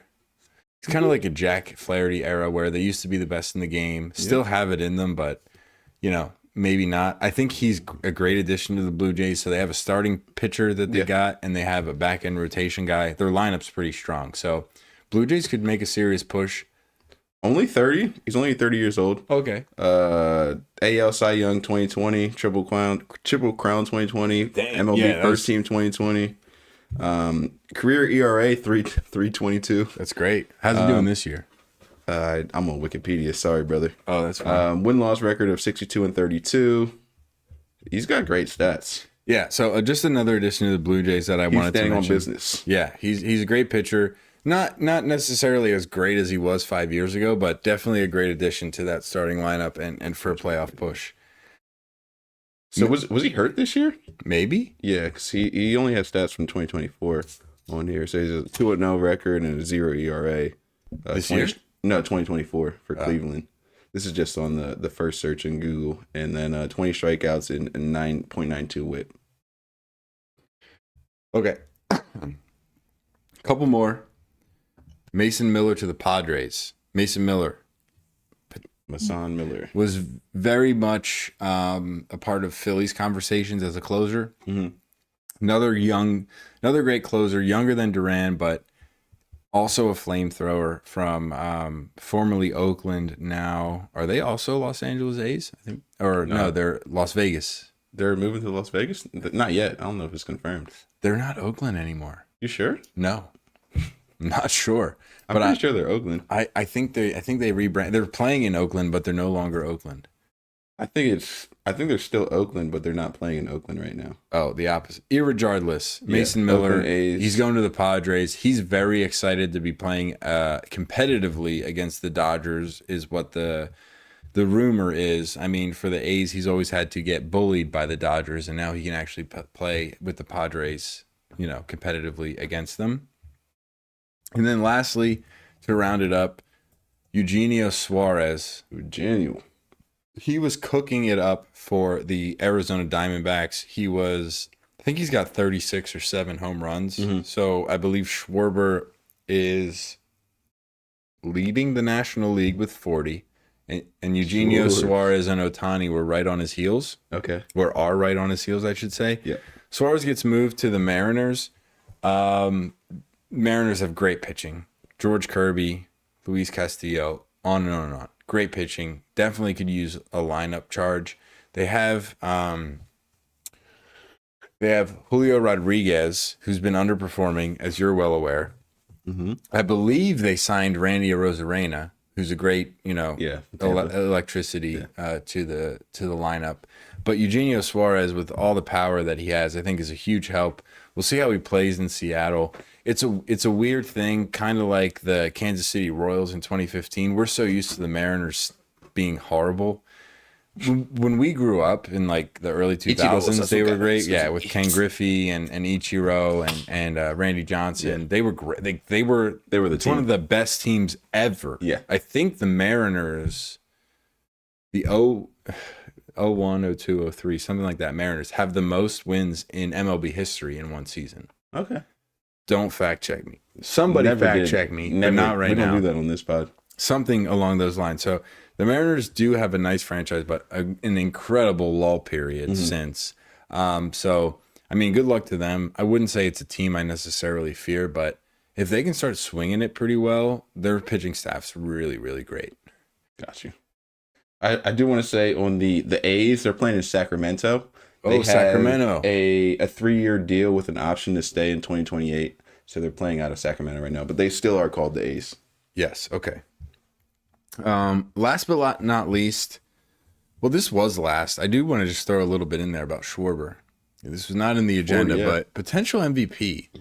I'm here for it. I'm here for it too. Me and Jesper had this conversation earlier. He's gonna have to really hit because Ohtani's only gonna pitch more and more, unless obviously I don't know. He actually had an outing where he looked unhealthy. He got cramps. Yeah. So we'll see how that goes. But it's a funny tweet. I'll send it to you. The thing with Ohtani is if he's going to hit for a higher average, he's going to have less RBIs because he's a leadoff batter. But if Ohtani hits for a higher average, the same amount of home runs, and has 30 steals to Schwarber's 4, then I mean, what do you do? Ohtani's a great player. But if Schwarber ends up with 60 bombs and Ohtani's like hovering around 50 and doesn't end up pitching that much, I mean, Schwarber's in the race for sure. Ultimately, it's pretty incredible that 2 DHs are the top 2 candidates because they do it's all in, like the MVP is an all-encompassing thing as well. Yeah, they really do in baseball take into consideration defense when they talk about these things. So a DH who's literally never on the field, it's very hard to win. It's like a pitcher winning MVP, which has been done. I think Kershaw's done it. Verlander's definitely done it. And this was just all if they're pitching, they weren't batting either. No batting. Just like you were so dominant as a pitcher, not like Cy Young is not enough. It's been done. Pitchers have won most valuable player, but they only play 1 every 5 games. So like Paul Skeens is the kind of guy who could win MVP as a pitcher. If that makes sense. But his team can't get him the wins. Right. But like Kershaw, like the Verlander MVP, he's like 23-3 type of. It's crazy. With like a sub-2 ERA. Yeah. So, so I said last but not least and mentioned Schwarber. The real last but not least, Judge has been hurt. Oh, wait. Okay. It seemed minor, but I believe he's still out of the lineup. Could just be a 10-day DL thing. I think it's a wrist. He's still the MVP of the AL by far. Cal Raleigh, though, he's crossing his fingers. Big Dumper's hoping that Judge stays hurt. Not in a bad way, obviously. I'm just joking, but for the MVP. That's his only hope. Yeah. I mean, you can do whatever you want with the Cal Raleigh home runs. Judge is better. And he's batting, what, 320? He's batting 350 still. He's batting 350? I think 340. Okay. Oh, my God. There was one player, I know you wanted to call him out for sure. Nick Kurtz. That's right. It was last week, but the best name in sports, Nick Kurtz. Yeah. He went 6 for 6 with 4 bombs. Homers, yeah. One of them, I think, was off of like a lob. Utility player a lob who came in, but it's like the best game of all time. Yes. I think the most 4 total. home runs is crazy. Yeah, I think it tied And the 6 for record 6 is crazy. for most total bases. And of the games that had those amount of total bases, he had the most home runs and the most RBIs, RBIs, yeah. something along those lines. So Crazy. technically the best baseball game Statistical ever. game ever, yeah. Yeah, Nick Kurtz, shout out him. From the Sacramento A's. You got it. Yeah, so that's really it MLB wise. Mostly the deadline coming to an end. Playoff push is coming. Yeah. We alluded to some of the better teams here, but I don't think worth getting into more than the trade deadline's concerned. for sure. I guess I'll just run off like here's who you got to follow. Blue Jays, Yankees,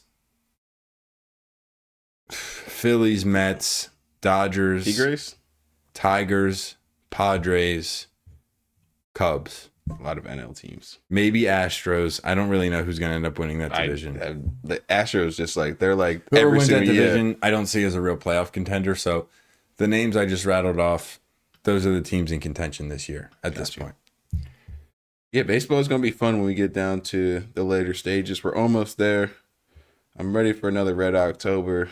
The Phillies have been progressing the opposite way. These last, like they went World Series and they went to the conference championship. NLCS. NLCS, and then it was a DS last year. Yeah. So I'm hoping that streak ends and they progress forward in the opposite direction. Totally agree. So I'm just ready. I'm excited. I think they made great moves at the deadline. I think it's going to be a really, really exciting playoffs because I think there's a lot of great teams out there. Obviously, the Dodgers with their pitching, with their hitting, they're a juggernaut. But there's some teams in NL that'll give them a shout for that. Yeah, it's for whatever reason the West, the AFC, the AL always seemed stronger growing up because we rooted for the opposite sides. Yeah. Well, I mean, you also had Tom Brady. Yeah, Peyton Manning, Kobe Bryant, Kevin Garnett. Yeah, all the guys. But for whatever reason, Derek Jeter, A-Rod, always on the other side. Yeah. NL looks pretty strong this year. Yeah. As you mentioned, I think there's like 5 NL teams and then 2 teams from AL that you're looking at for playoffs. All right, Abe, why don't you take us to Hungary? Yeah, Belgium and Hungary. So Belgium, we led off there. We gave you a little preview for the F1 races, but I'll cover Belgium, which happened 2 weeks ago. But there's a sprint race here. So sprint race is like a condensed version of the Grand Prix, just like 15 to 16, or I think it's like 20 laps for Belgium. It's a little bit of a longer circuit. But Verstappen won that. So that was the first race that he raced without his principal engineer. So that was a Saturday. Verstappen won, came in first for the sprint race. So that would get him extra points, 8 points towards the championship. Yeah. Second place was Piastri, which gave him 7 points for the championship. Then third place was Lando, which was 6 points for the championship. The overall race happened that Sunday, and then McClaren, they're having a hell of a season. McClaren finished first and second. So Piastri finished first, Lando came in second, and then a Ferrari was on the podium with Charles Leclerc in third place for that Belgium race. And then this past weekend... Well, before we move to this past weekend, I could be wrong. It could have been this past weekend. So stop me if I get there. But did you hear Lewis Hamilton's comments about the race? I did. It was this past weekend. It was? Yes. Okay, go ahead. Yes. All right. So this past weekend was in Hungary. And, Ferrari thought they were going to have a great race. Leclerc started on pole for this race. So they were thinking, we're going to get a podium here. I don't think they have one on the season yet. No. So this was their best opportunity of the season in Hungary. But it ended up being another McLaren 1-2. But this time they flipped. Yeah. So Lando came in first, and then Piastri. They're just playing games with the field at this point. Exactly. Hey, you want it? No, yeah, you take it. It's actually my turn, guys. Yeah. They flip a coin each week to see who finishes first. But then third place, George Russell, your boy, the Mercedes driver. Handsome bloke. Handsome bloke. Dude, and then right off the podium, Leclerc finished fourth. But this was the fourth straight 1-2 finish for McLaren. Fourth? Yeah. Wow. To have both of your drivers finish in the top 2 places is insane. And then to do it for 4 straight weeks is very, very impressive. Yeah. I alluded to this. It sounded like you were familiar with what I'm talking about, but Lewis Hamilton, he finished 12th or 13th, I think. Finished 12th. So he started 12th and then he finished 12th. And was visibly upset after the race. Was interviewed, I think, like 3 separate times and gave a similar response each time, which is problematic in a sense that like you might have emotions right after the race and you say something, you walk away, you go, gosh, the media is going to turn that into something. He doubled down on it, maybe tripled down on it. Yeah. Long story short, he's not happy with his own performance. He was honest. He wasn't never pointed the finger, and they gave him every opportunity to. I mean, in respect to the reporter to some extent, in a sense that like, hey, you're Lewis Hamilton, whatever, Michael Jordan-esque, Tom Brady-esque. One of the greatest drivers ever, yeah. You know, if Tom Brady struggled in Tampa, they would have said, hey, are the receivers poor? Is the O-line, like, what's going on? You're Tom Brady. They're giving Lewis Hamilton that opportunity. They're talking about, is it the Ferrari team? Is it the car itself? And he's responded multiple times, it's the driver. He's gotten to a point where he said, I'm useless. Yeah, I'm useless. Yeah. And then they said, what do you think Ferrari should do? And he said, replace the driver. That is no bueno. It's not good, and you paid him a lot of money to sit in that seat. Yeah, I mean, it's not.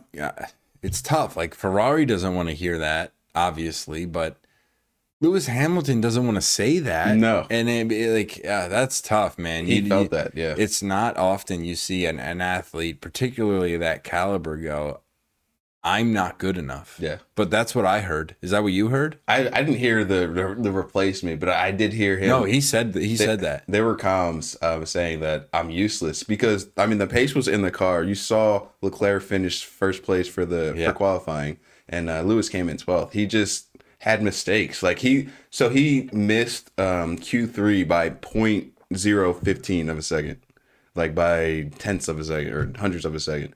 But it was just that last turn, he just wasn't on the throttle enough, and he didn't feel comfortable in the car enough to push it. Yeah. So there's just like small tenths that he's off, but there's pace in that car. Matters. Yeah. Well, yeah, that's his point. Is, hey, Leclerc pulled. Yeah. I mean, he ended up coming in fourth, which is kind of ass after polling. But from Lewis's perspective, it can't be the car. The car came in first. In qualifying for sure. So anyway, a lot of drama. Now, listen, McLaren. Good news is though, it's the summer break now. There's a lot of time to decompress. The constructor can get the car right for this. They call it the summer break. So there's like a month or so between the next race. So they can maybe figure something out, get some upgrades in, and do some more testing. Have the driver in the car more. But there's time to figure this out. So he picked the right time to kind of fall off the wagon. Yeah, absolutely. I mean, it's there's that's a silver lining if I've ever seen one, Abe. Ultimately, if there's one thing I'll do, I'll look for the positive side. And everything. Yeah. I mean, listen, Ferraris. I don't want to say they're out of the race, but they're not going to have a driver that wins. No team is though this season. Yeah, so Verstappen, who's won the last 4, is 100 points back. He's not going to win this year, and that's where I was going with it. Piastri's leading the way with 284. 9 points behind him is Lando Norris at 275. Yeah, there's almost a 90-point gap then to third place with Verstappen at 187. So I don't know what the odds are, but put your money on McLaren. Shit really needs to hit the fan for them to not win. They need to not finish a couple races, both of them. They could probably not pull for the rest of the not come in first for the rest of the year and win. Yeah, if they go 2-3 on average. Yeah. So well, I mean, the Constructors' Championship is even worse. That's what I mean. I mean, you do the math. They're at 500 and change. Yeah, and then Verstappen's at 187. His team's in fourth.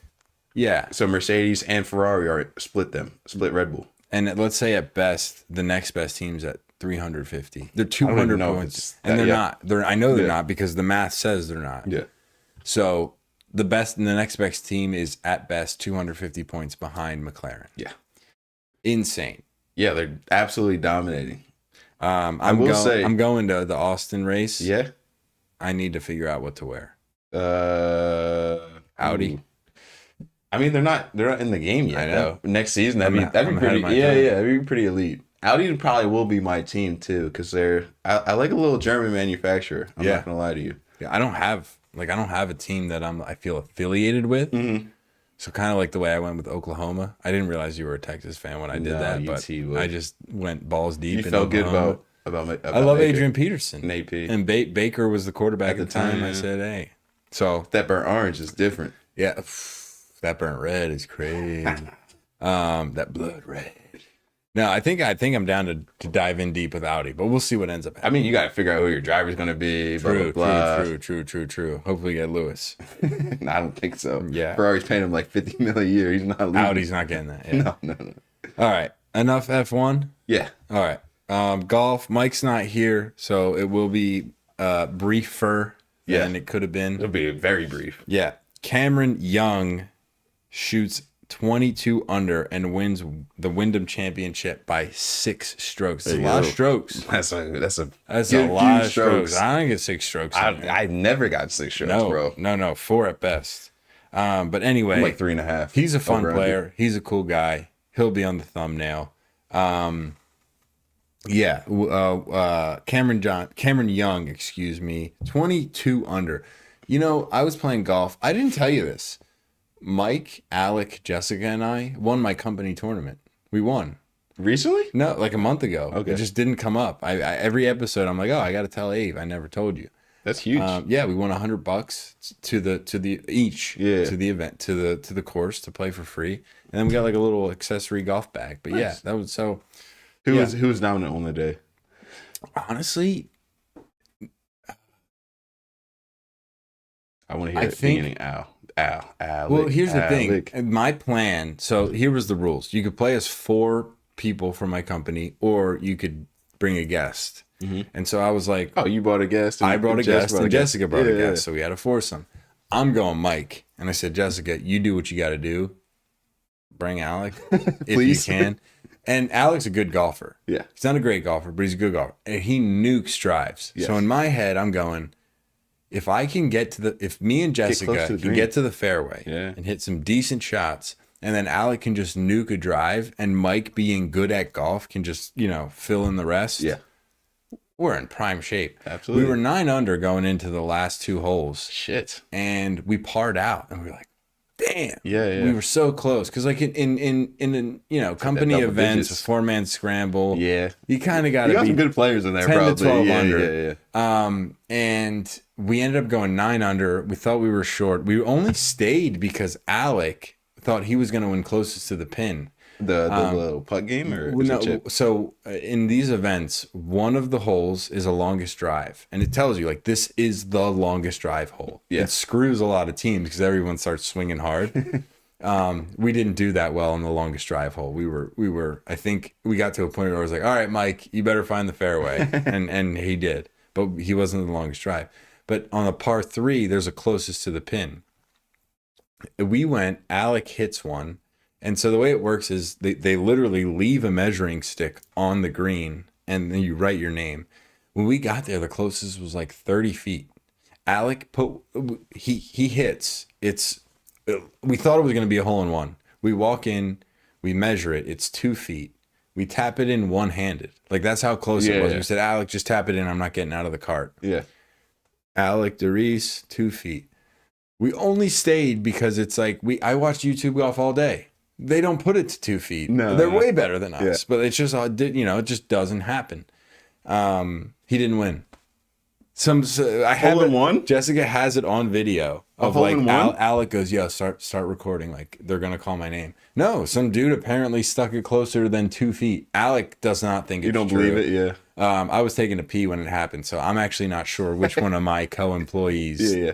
Who's the Lied. guy? Who's the guy? But I definitely would have called them out if I could find out. That's so funny. But yeah, no, we ended up winning. So there was another group or 2 that were 9 under, but we birdied the hardest hole on the course. Ooh. And Mike actually called it out when it happened, and the rest of us were like, whatever. It's just not a hole. but they handicap each hole. Like Yeah. they if you look at a scorecard, it tells you the hardest to easiest hole. Right. And it's random, like throughout the 18, but like 1 is the hardest. So you get to hole 7 and it says 1 under it. That means it's the hardest hole. We birdied it, and Mike was like, oh, that's huge. And we were like, who cares? It ended up literally being the difference in the tournament. So you won by 1 stroke. Technically, well, We won by 0 strokes. We won by difficulty. I got you. Because the hardest the tiebreaker is, okay, what did they do on the hardest hole? Gotcha. What did they do on the second hardest? hole. And we birdied the hardest and nobody else did. Oh, shit. So we won. That's awesome. Yeah. I don't have new Ryder Cup talk. Do you? Neither do I. I don't know Perfect. much. We need Mike for this conversation. We're going to skip to the next one. Have you seen Happy Gilmore? No, I have not. The first one? Yes, I have. Okay. Great movie. Phenomenal. Adam Sandler is my childhood. Right. Me too. Love Adam Sandler with everything inside of me. Well, I don't know how this is going to age because he seems like a great guy. Who knows with the elites? But I love Adam Sandler as of today, August 5th, 2025. I don't know what's going to happen on Twitter tomorrow. Don't hold me to that. That being said, Happy Gilmore 2. I mean this with all the respect in my heart. Yeah.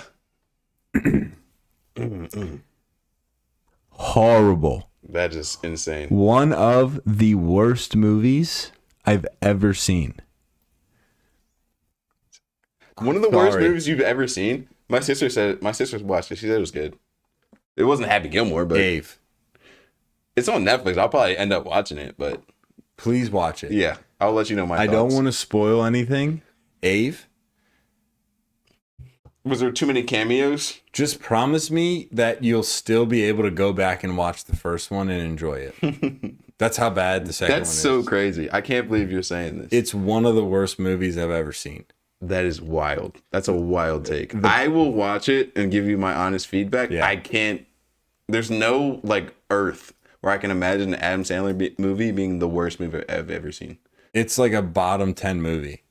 Ever. The plot is I'm going to leave it there. But I'm gonna watch it with I none, love none Adam of your Sandler. input into this. obviously when he was 24 and he was producing Happy Gilmore and he's fighting Bob Barker and he goes to his happy place and it's just his girlfriend in lingerie with 2 beers. That's awesome. That's great. It's a classic 24-year-old. Let's do the dumbest shit we've ever done. It reminds me of when I do the YouTube stuff with Alec and Adam and Jack. It's like, The IRL oh, shit. Yeah. if I made a movie today, I would.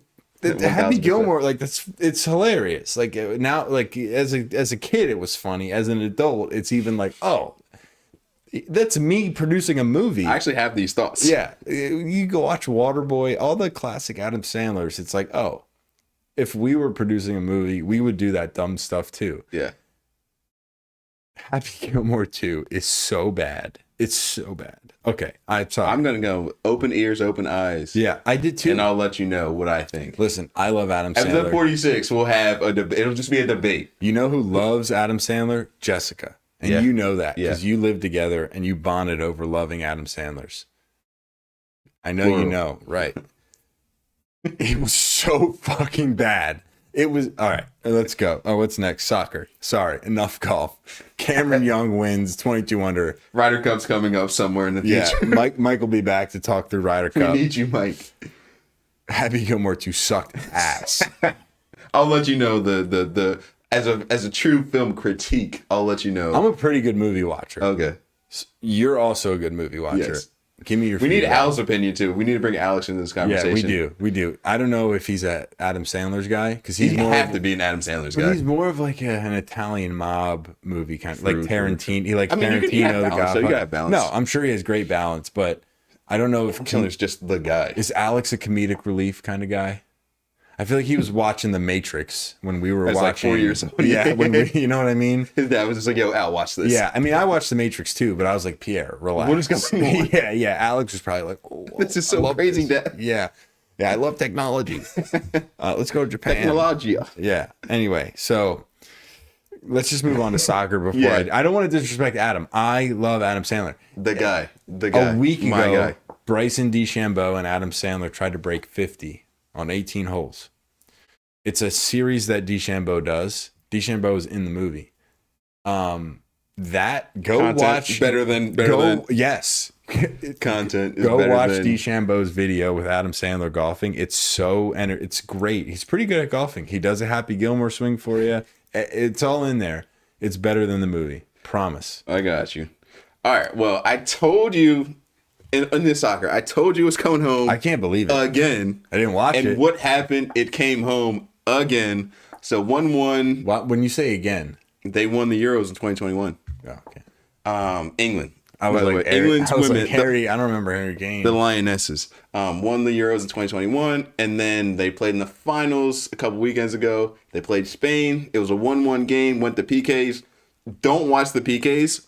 All the PKs horrific. The worst PKs I've seen in my lifetime. Like WNBA layups. Yes, Bonmati missed a PK. No. They were just so telegraphed. It was terrible. But Worse than Happy Gilmore 2. worse than Happy Gilmore too.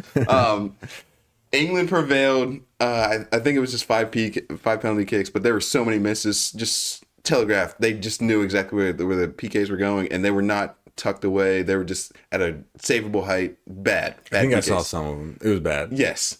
But England prevailed like I said they would, and they are the 2-time, well, they might have won before, but 2 times at least back-to-back European championships on the women's side. Other news here we have in men's football soccer, we have Alexander Isak from Newcastle, the striker. Did you see the clip? No, I have not seen the clip, but let me get this out there. Yeah. He has declared he does not want to play for Newcastle United. He prefers to move to Liverpool. Liverpool have offered 110 million euros, which got rejected by Newcastle. Bro, They're 110. Where's Liverpool getting this money from, first of all? oil. No. We Russia? have no idea. Oh. I have no idea. I thought you Liverpool's knew like the not a answer. big spender, and they're just like spending on Ekitike I think that Wait, these two works. teams are money laundering. historically rivalrous. They're both blue blood teams. They're both in the north of England. Yeah. And it's kind of like trading within your division. Now, 110 million's a lot. Dude, Isak is a Nasty. highly valued player, I love and he's Isak. very young. Like if I'm happy with Gyökeres. I'm happier that they ended up with Gyökeres than Isak. But it's pretty. I'd take Isak over Gyökeres. I think I would too. But the price is better for Gyökeres. Yeah, and he's leading the world in goals, and it's a little bit more exciting. Whereas Isak, it's like, I just believe that he's a great player, but I'm not 100% he had like a sold. 20-10 season last year. Right. So 110. How old is he? 23, 4? 24, 25. He's one of the best strikers in the world, man. Yeah. So 110 is reasonable. I do agree with you that it's on the high end of reasonable in my opinion. I could have seen him going for between 85 and 115. So it is surprising that got rejected. Yeah. But I really do think in our era, Newcastle's never been great. I know they got bought by the Saudis. Yeah, and there yeah. is the oil There you money, go. so there Yeah. is a ton of money there that they don't need to sell. Like, it's fine. Mm-hmm. I do think there's a little bit of underlying rivalry between Liverpool and Newcastle reason they that's rejected making it a little bit more difficult. But yeah, I mean, if Liverpool lands Isak, that's a problem. They've already spent like 200, 300 million in this transfer window. Big problem. Big problem. Which Big is problem. Which is a great segue to Sonny, Sony. the North London king. Another big problem in Tottenham is In that North London, yeah. I heard where he's going. Did you hear? No. Oh, he's going to L.A. He's coming. Yeah, he's Yeah. coming to the States. He's going to Yeah. play with Marco Royce and the boys. Yeah. So Heung-min Son, one of my all-time favorite players Rival. ever. Yeah, and he's a huge rival of your team. Yeah, which is Crazy. disgusting for me. Yeah. The only other Tottenham player, no, 2 other Tottenham players Luka I like. Modric. No, Gareth Bale. no. Jermaine Defoe Oh. and Van der Vaart. These Remember are the Van most- der Vaart? No, these are the most I random love guys. those Tottenham players. Lucas Moura. No, hate Lucas Moura. Hate Lucas. Get it. Adebayor. What about Ndombele? No, Dude, he's such a techie player, though. he's good. He He's should have so been techie. better in Milan. He never came to fruition. He just doesn't. I just feel like he's just a techie guy. Who? What are? Who's the guy that wore the different boots? The right back for Tottenham. He wore 2 different boots. No idea. It was a double last name. Hate him. Hate him. Yeah. No. So a short list of Tottenham players that I like. Heung-min Son, I love. Yeah, he's a love. Golly, like I wanted Tottenham to win just for him. And they did. They won the European whatever it is. Europa? And the Was it Europa Europa? League Yeah. against Man U. It's a big trophy. It actually is a big trophy. It's the second biggest in Europe. Yeah, I it's got a big trophy. I got to take a piss again before I show you this goal. All right, we'll be right back. All right, we're back. Hey, have you had a goal to show me or something? Absolutely. Pedro de la Vega. This is an MLS team. I'm not sure what team he actually plays for. That's like a name I would, if I was making a movie and the cartel was a part of it. Seattle Sounders, but look at this goal. It's not this one, it's the next one. That goal was nice. No, it's way better. Look at this shot. Look at this shot. No. Dude, top bins. Top bins. Why did he even shoot that? He has no reason to shoot. Oh, He has no reason to shoot that. Still recording. That is insane. Is there another angle? Yeah. Top bins. Oh my gosh. Can't believe you haven't seen this. That's literally Puskas. It should win. Why did he shoot? Because, dude, he's arrogant as hell. Oh, you needed a perfect shot. I mean, the goalie couldn't do anything. There's nothing. On a Perfect. volley. Perfect cross. It's hard to get curve on a ball that's coming in like that. Is Wow. Pedro de la Vega. Wow, Ragol. You think that's number one in Puskas Awards so far this year? No. There's probably better goals. I can't think of one, but Was the like Lamine Yamal and Rafinha stuff at the end of last year? Like that. I don't know like where the cutoff is, to be honest with you. Yeah, 'Cause that's a I good think point. Alejandro Garnacho would have won with the bike. He did. Oh, he did win? Didn't he? I have no idea. That was last year. Okay, so now we're all But like, there's that one Lamine Yamal Travella pass, and then Rafinha. Rafinha's got that crazy header from 2 weeks ago too. I don't know. That'll be in the awards for sure.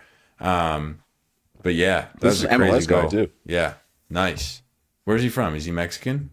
Pedro de la Vega. Right. I'm assuming so. We're gonna call him Mexican. Venezuelan. Argentinian. Really? All right. All right. I think that's it for soccer. I mean, the season starts in 10 days, 9 days. So we will have some action for you in the coming episodes. We'll probably run through some sort of ranking list next episode, right? And then we'll be right into the season.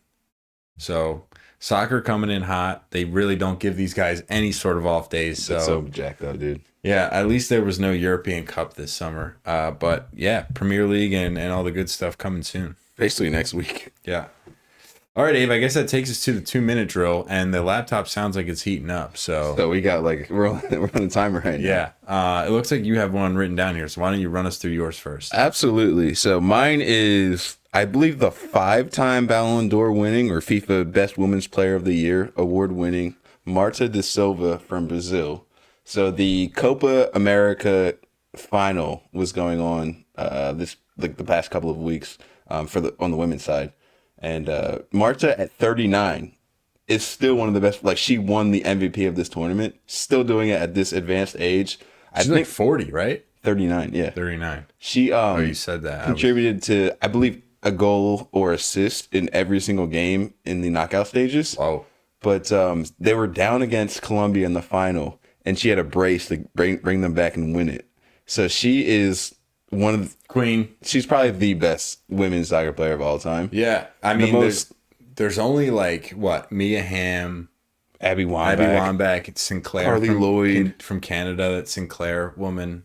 Yeah, and then I think Marta is. I think most. I think people, she's the most accomplished one. Yeah, I think a on lot that of list. people would agree with you that Marta's the best woman. And she's still doing it at 39. Yeah, yeah. Being the best player in a tournament at 39 is crazy. For those who don't follow soccer or who don't follow hockey, a brace is 2 goals. So they were down one. They were down 1, and she scored 2, and they won. Yeah, that's pretty incredible, Abe. That's on some LeBron / Tom Brady / Ronaldo-esque ish, if you will. Yeah, phenomenal. That's a strong 2-minute drill. My 2-minute drill is going to be a little bit of hometown hoops, but more hometown than we've ever been. I'm giving a quick shout out to those who participated in the triathlon down in Brigantine this weekend. My family heavily included. I actually was on duty to just make sure Jessica was hydrated and well fed as she is pregnant and participating. So I did not participate. I don't think you said that on the podcast yet. No, no. Yeah, Jessica and I are expecting. If you are listening, 2 hours into the podcast, please wish us congratulations or whatever you want to do. If you're pissed off about it, let us let us know in the comments, I guess. But yeah, so my job was to make sure my wife, who is carrying my child, did not pass out along the way. That being said, I did do one yesterday. I got jealous of everybody participating, and I decided to swim a quarter mile, bike 11, and run 4. Not a real triathlon, sprint triathlon, still legit. I mean, a real triathlon, 6 mile run. I ran 4. I think it's like a 25-mile bike. I did 11, halfsy, and a mile, a little bit less than a mile swim. I did a quarter. I don't make the rules. That's what a sprint triathlon is. Listen, I did what they told me to do. So still executed, just not on the same day. More importantly, though, in my real 2-minute drill, our great friend Andrew M. Linder, he is an absolute animal. Yeah. I mean, different breed. You talk about the discipline. There's a different level of human and execution, and you sign a contract with yourself, and you live out that contract. Absolutely. He said, "I'm gonna do this," and he just does it. If you don't know who Andrew is, follow him on Instagram. Yes, Andrew Linder, just an amazing guy, but. Talk about an athlete, and definitely qualifies to be talked about on Sideline Banter. College football player, so not your typical scrawny little runner. So I just want to put that in perspective when I say what I'm about to say. First person to ever run across America with a 15-pound weighted vest. That was around 2 years ago, so totally old news, but worth mentioning if you don't know who the guy is. Absolute stud. Full-time job, by the way. Yeah. Totally, U.S. Marshal, works 12-hour days, dog. Capital absolute grinder. The past 2 years, so two years ago, he did a race called the Loopy Looper. You run for 12 hours and you see how many miles you can do. He came in 3rd place. Runs across America. A month or 2 later, the Loopy Looper comes up again. Obviously not particularly training for this race because of what he had to run 3,100 miles a little bit before that. Yeah. Came in 4th. So anyone else would be happy with that, right? I mean, over the moon with that. In 12 hours, I think the first time he ran like 67 miles in 12 hours. The second time he ran like 70 some odd miles. So he got better, but the competition got better.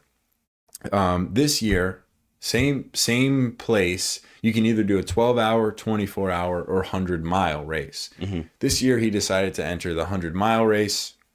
And so that's timed for the first to finish 100 miles, which is longer than 12 hours generally, unless you're running 100 miles in 12 hours, which most people are not, or I don't think anybody is, considering what I'm about to say. No human being is doing that.